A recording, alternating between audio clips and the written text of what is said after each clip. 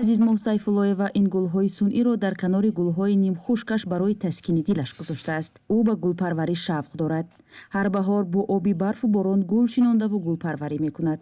неке гулпарвар ҳастему неке ба охир намерасонем чикор кунем. ай беовира, ай хушкира. ин сокини деҳаи ганҷинаи ҷамоати эҳсанбой ҳар қатра обро сарфакорона истифода мебарад, чун деҳаи онҳо аслан ба оби нӯшокӣ дастрасӣ надорад. деҳаи ганҷина яке аз 11 рӯстои ҷамоати эҳсанбой дар 75 километрии душанбе аст ки бо камбуди шадиди об мувоҷиҳанд. дар деҳа танҳо оби шур ҷорист ки барои обёрии замин ва ҳайвонҳои хонагӣ истифода мешавад. ما 40 سال بوده که من زندگی میکنم به او اینمی قدق میکشیم گاه جنگ جنجال میشه گاه گودکار میزنن خالی میرن خونه ها یک کشوکش حال بگهش و اگر حساب اومده ایله به او این آبی شور است. این او اینم برای اینمی او شور برای مال حال میبرن برای یک اینمی کوسه طباق طهارت و همه خالیو میبرن برای همه هم جنگ جنجاله.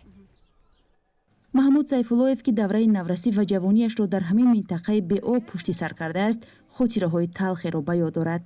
мегӯяд модари ҳомилааш дар гузашта ҳам маҳз ба хотири набуди об ки роҳи дуру дарозро барои овардани об тай мекард, сари фарзанд рафт. даврое ки ҳои техникаҳо набуданд, чизе набуданд. хоини бо техникаҳо пайдо шудан бо инай рафта айдайро об мебаранд. ҳар сокини деҳа дар ҳавлияш ана ин гуна чоҳ дорад. дар фасли тобистону баҳор аз оби борону барф захира ва онро истифода мебаранд.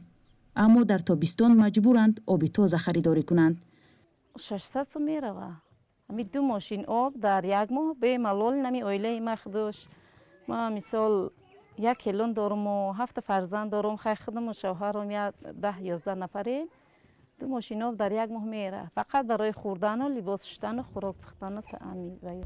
мушкили об дар ин минтақа дар ҳолест ки ҷамоат дар канори рудхонаи кофарниҳон воқеъ аст. мақомоти маҳаллӣ мушкили набуди оби пок барои чанд деҳа дар ин ҷамоатро тасдиқ мекунанд ва мегӯянд онҳо бо даст додани имконият ва ҳам ба таври ҳашар ба кандани каналҳо шурӯъ мекунанд ки имкон хоҳад дошт тавассути он аз дарё ба деҳаҳо об биёранд. азизмоҳ файзуллоева ки 50 соли охири умраш дар ин макони беоб гузаштааст, ҳанӯз ҳам умед дорад рӯзе ба деҳаи онҳо об меояд ва гулҳои парвардаи ӯ дигар хушк намешаванд.